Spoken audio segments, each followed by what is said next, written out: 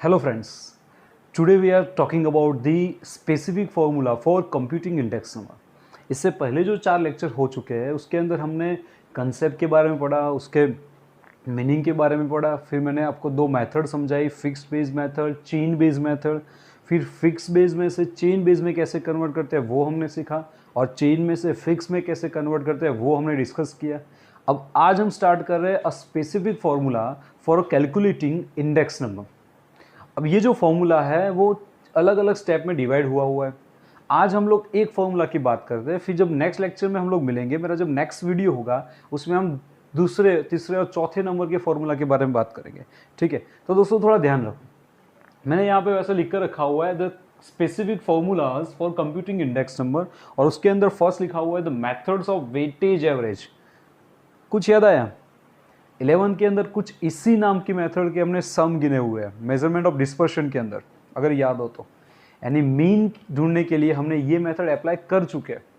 Okay, यहाँ पे इसका फॉर्मूला है the index number is equal to, या I is equal to sigma I W divide by sigma W.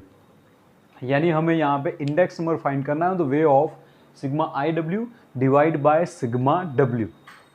ठीक है दोस्तों, तो स्टार्ट करते हैं। मैंने ये जो सम लिया हुआ है वो एक्सरसाइज 1.3 का फर्स्ट सम लिया हुआ है। ओके, तो जरा देखो दोस्तों, उसमें फर्स्ट सम जो है पेज नंबर 29 पे, exercise 1.3 page number 29, question number 1, the information about a 6 different items use in the production of electricity items for as follow, find the index number and interpreted. तो index number हमें find करना है और उसके बाद हमें इसे इंटरप्रेट करना है। यहाँ पे जो सबसे इंपॉर्टेंट चीज़ है ना दोस्तों, वो है इंटरप्रेटेड।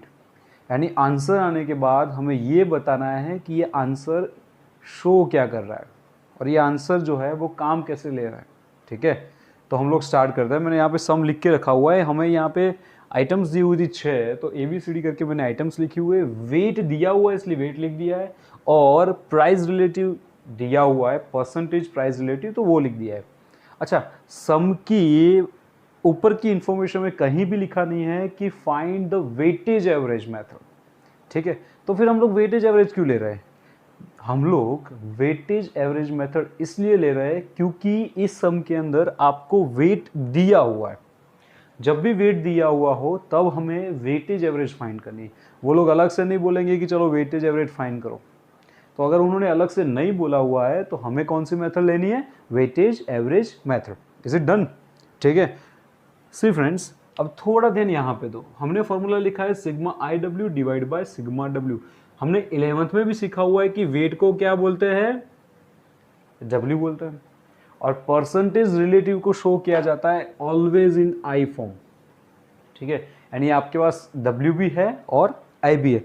चलो, अकॉर्डिंग टू योर फॉर्मूला हमें लाना है आई डब्ल्यू, तो मैं यहाँ पे ले रहा हूँ आई डब्ल्यू। अब करना क्या होगा हमें? तो हमें डब्ल्यू और आई को मल्टीप्लाई करना है। ठीक है, और फिर वो यहाँ लिखना है।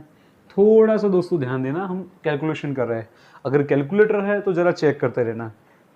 290 मल्टीप्लाई 5, 1450, ये इजी रहेगा।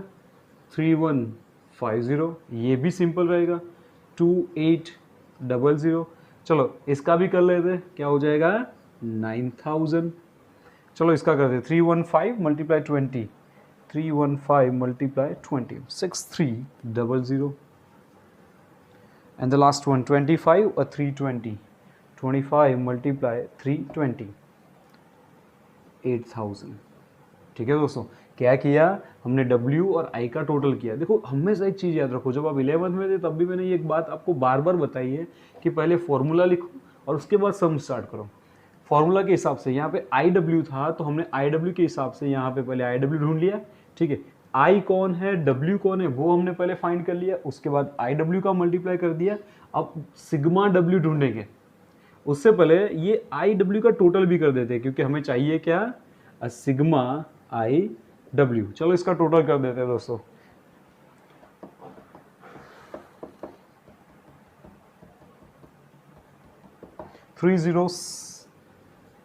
30700।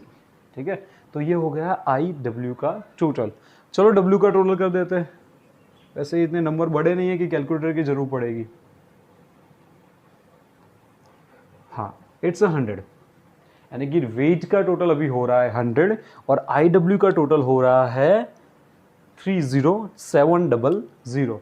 चलो हम लोग इक्वेशन फ्रेंड्स पुट करते हैं, sigma IW divide by sigma W, यानी हमारे पास वैल्यू है 30,700 divide by 100। So what we receive finally 37। अच्छा हम ले 37, चलो यही है 307 इज योर इंडेक्स नंबर। ठीक है, चलो ये तो हो गया दोस्तों आंसर। उन्होंने बोला इंटरप्रेटेड, तो हम बोल सकते हैं कि भाई यहाँ पे ये जो इम्प्रूवमेंट हुआ है या इंक्रीज हुआ है इंडेक्स नंबर, वो कितना हुआ है, increase in current index number is क्या होगा 207, यानी कि करंट इंडेक्स नंबर जो है वो कितना इंप्रूव हुआ है 207। अब ये पता कैसे चला कि 207, बेस ईयर का इंडेक्स नंबर होता है 100 और 100 के साथ अगर इसे कंपेयर करेंगे तो इंप्रूव कितना हुआ है, अपग्रेडेशन कितना हुआ है, तो अपग्रेडेशन हुआ है 207। दोस्तों this is the first sum, it's actually very easy. एक बार फिर से मैं रिवाइंड करता हूँ, ज़रा ध्यान से समझ लो। पहले हमने वेटेज एवरेज कैसे ढूंढा वो समझते हैं। सम की इंफॉर्मेशन में कहीं लिखा नहीं हुआ है कि वेटेज मेथड फॉलो करो, लेकिन हमने की बिकॉज यहाँ पे वेट दिया हुआ था।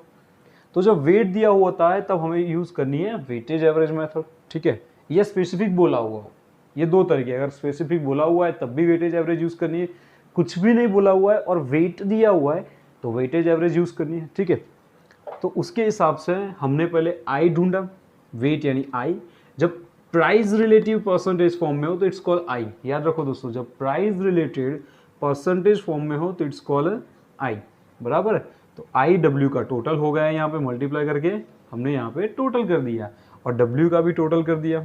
सो we receive the sigma I W and sigma W. On this base we are using the actual formula sigma IW divided by sigma W. So we receive the 307 as a current year index number. अब उन्होंने बोला हुआ है कि interpret करो तो हम बोल सकते हैं कि overall increment current index number is 207, यानी बेस ईयर की कंपैरिजन में करंट ईयर का इंडेक्स नंबर कितना इंप्रूव हुआ है 207। Is it done? क्लियर है friends? This is your weightage average method.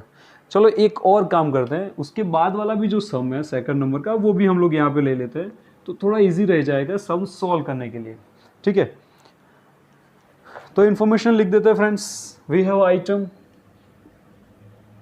Again A B C D E and F, ये 5 और 6 आइटम दी हुई है। वेट दिया हुआ है, can we write weight as a W? Weight दिया हुआ है तो हम लोग लिख देते हैं वेट 17, 15, 22, 16, 12 और 18। या now friends, price in year 2014 और प्राइस इन ईयर 2015 लिखा हुआ है। चलो एक बार इंफॉर्मेशन रीड करते हैं कि आगे ऊपर क्या लिखा हुआ था। The information about the 6 different items use in the furniture items is as follow. Find the index number for the year 2015 with the base year 2014 and interpret it। यानी कि हमें 2014 को बेस ईयर लेना है और 2015 का इंडेक्स नंबर ढूंढना है। And it's very easy friends, the price of 2014 it's called a P0, क्योंकि वो बेस ईयर की प्राइस है इसीलिए उसकी प्राइस क्या हो गई P0। चलो वैल्यू पुट डाउन कर देते हैं, जो दी है उन्होंने वो सारी वैल्यू हम यहाँ पे लिख देते हैं। P0 की 32, 40 एंड 16। अच्छा, प्राइस ऑफ करंट ईयर को क्या शो करते थे, मैंने ये पहले लेक्चर में बताया था। The price of current year show करते हैं P1, बेस ईयर को शो करते हैं P0 और करंट ईयर को शो करते हैं P1। We are talking about the price only. चलो, सो वो दी हुई है 24, अगेन 24, 70, 40, 48 एंड 24। ठीक है, ये दोस्तों दी हुई है इंफॉर्मेशन और उन्होंने यहाँ पे भी नहीं बोला हुआ है कि कौन सी मेथड अप्लाई करनी है। लेकिन मैंने बताया था ना अभी कि अगर W दिया हो तो कौन सी मेथड अप्लाई करनी है, IW वाली। अब प्रॉब्लम ये है कि W तो दिया हुआ है, I दिया है नहीं, तो यहाँ पे आपको आई ढूंढना पड़ेगा। याद करो जब मैंने डेफिनेशन वाला लेक्चर पढ़ाया था तब मैंने आई का फॉर्मूला आपको बता कर रखा था, the I is equal to P1 P0 और 100। ठीक है, याद है सबको? जब हमने डेफिनेशन के बारे में पढ़ा था ना इंडेक्स नंबर के, तब मैंने ये फॉर्मूला आपको बताया था, P1 divide by P0 middle 100, यानी इससे हमें मिल जाएगा आई।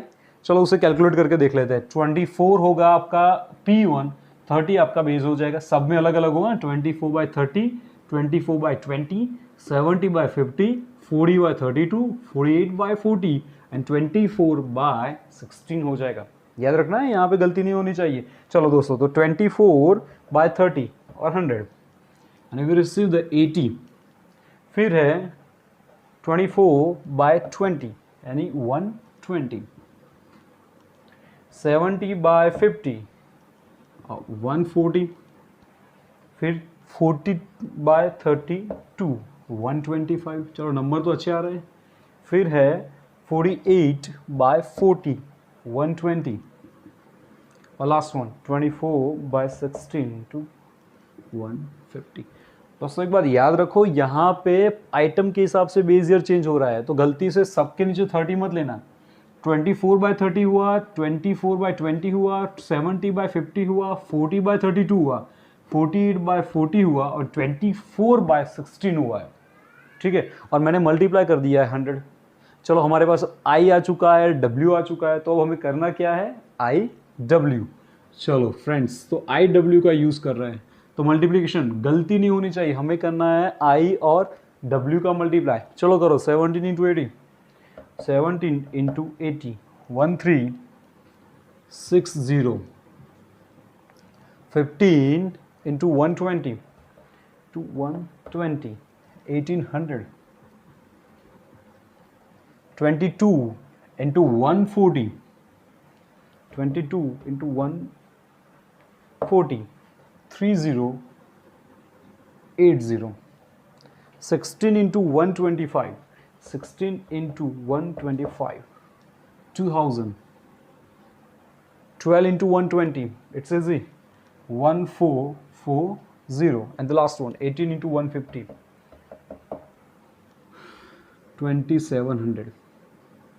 ठीक है फ्रेंड्स, चलो मैं इसका सीधा जीटी कर रहा हूँ, तो इसका टोटल आ जाएगा 12,380। Is it done friends? So ये हो गया total of sigma I W. चलो अब डब्ल्यू का भी टोटल करना है, तो डब्ल्यू का टोटल कर देते हैं फटाफट। 15 22 16 12 और 18, अगेन इट्स 100।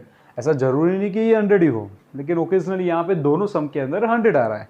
चलो इक्वेशन क्या था, I is equal to sigma I W divide by sigma W, यानी कि 12,380 by 100, so we receive 123.80। Okay, चलो इसे इंटरप्रेट करो फ्रेंड्स। सो हम बोल सकते हैं the increase in current year index number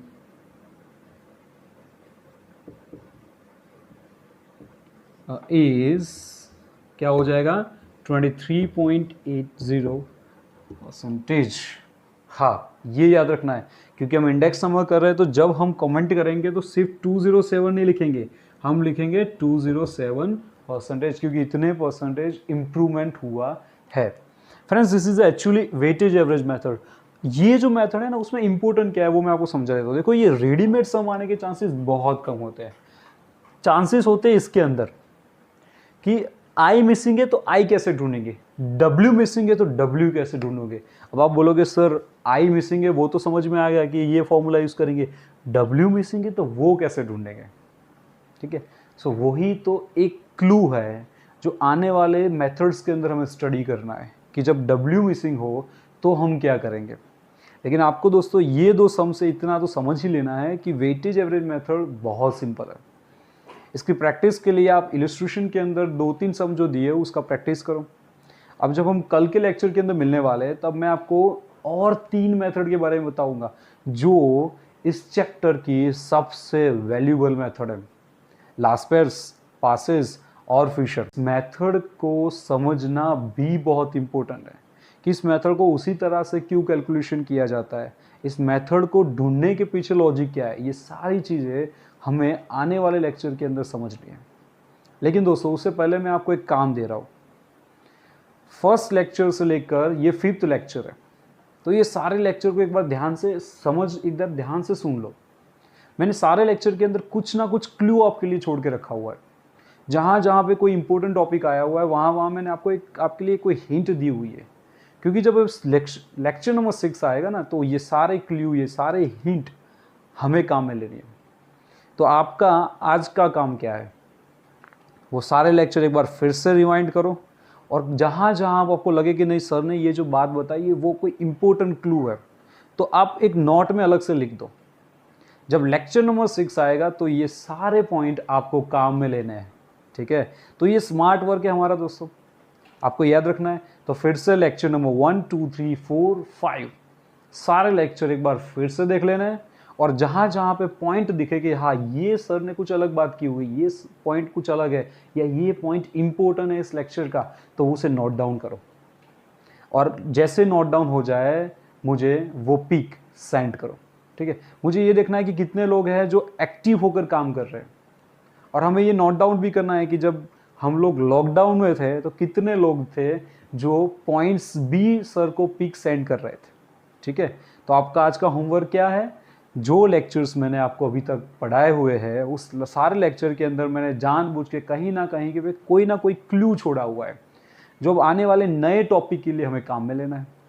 तो आप ज़रा सर्च करो कि वो कौन सा क्लू है जो सर ने लेक्चर में दौरान बताया हुआ है, और उसे नोट डाउन करो।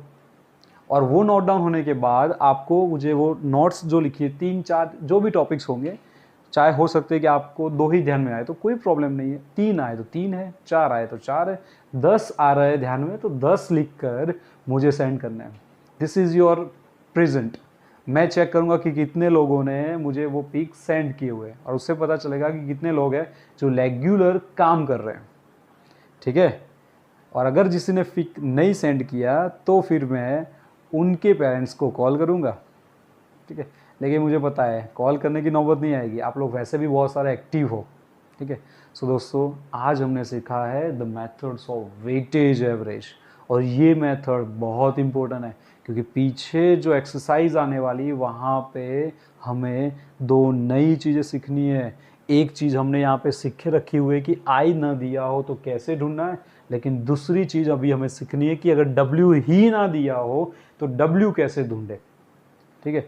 तो ये लेक्चर को बहुत ध्यान से समझना, और अगर कहीं पे भी डाउट लगे तो मुझे सीधा ही डायरेक्ट कॉल कर दो, ठीक है। Wish you all the best, thank you.